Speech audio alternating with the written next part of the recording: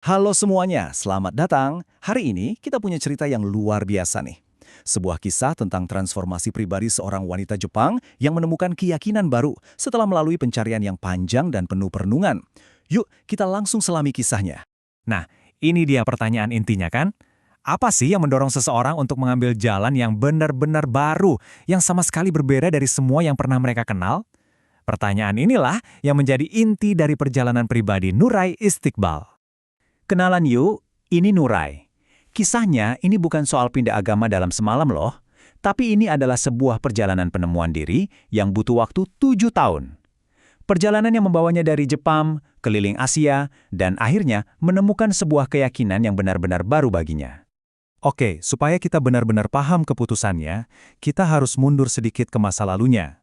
Di bagian pertama ini, kita akan lihat gimana masa kecil dan pendidikannya yang unik banget membentuk cara pandangnya terhadap dunia dan keyakinan.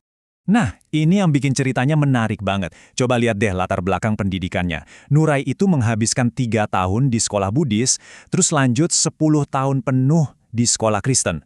Artinya, sejak kecil, dia udah terpapar banget sama konsep dari dua agama besar dunia. Ini jelas nggak biasa kan? Jadi yang perlu kita tahu, keluarganya itu ya keluarga Buddhis biasa aja, bukan yang fanatik gitu. Mereka sesekali ke kuil, jadi dia punya fondasi budaya, tapi tanpa aturan yang ketat. Ini memberinya ruang untuk bertanya-tanya dan mencari sendiri. Oke, sekarang kita maju ke fase berikutnya, di mana perjalanannya membawa dia ke pertemuan-pertemuan penting. Disinilah hidupnya mulai berubah, saat dia bepergian dan untuk pertama kalinya berinteraksi secara mendalam dengan orang-orang Muslim. Waktu di Malaysia dan Thailand Selatan, Nurai mulai sadar ada yang beda dari teman-teman Muslimnya. Mereka tuh selalu ingat nelpon orang tuanya, cara mereka memperlakukan tamu, wah hormat banget. Dan mereka menyambut dia dengan tulus, padahal dia bukan Muslim. Kebaikan dan rasa hormat inilah yang pertama kali bikin dia penasaran. Dan kutipan ini benar-benar nangkep motivasi awalnya. Dia tuh awalnya nggak nyari agama baru loh. Dia cuma pengen jadi teman yang lebih baik. Dia ngerasa nggak bisa benar-benar deket sama mereka kalau dia nggak paham inti dari keyakinan mereka.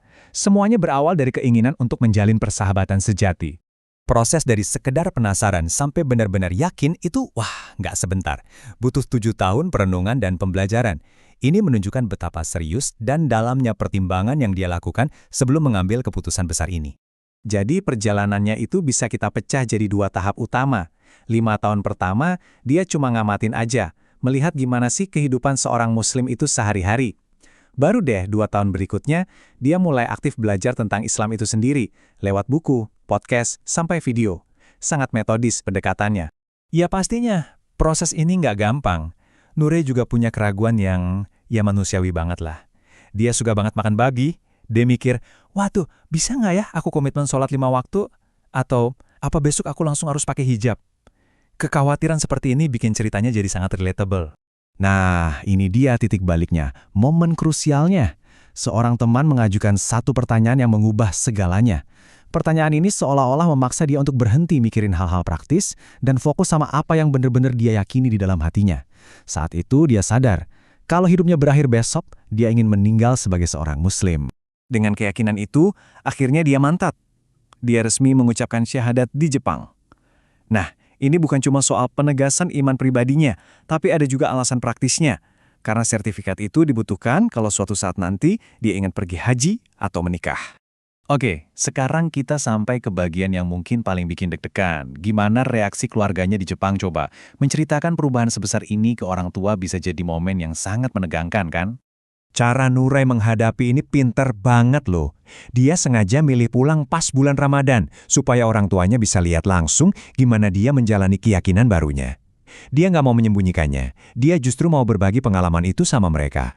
Dan hasilnya, wow, benar-benar di luar dugaan. Ekspektasinya kan mungkin bakal ada drama, konflik, kemarahan. Tapi kenyataannya, orang tuanya justru suportif, penasaran, bahkan sampai nyiapin tempat dan sajadah buat dia sholat. Luar biasa kan?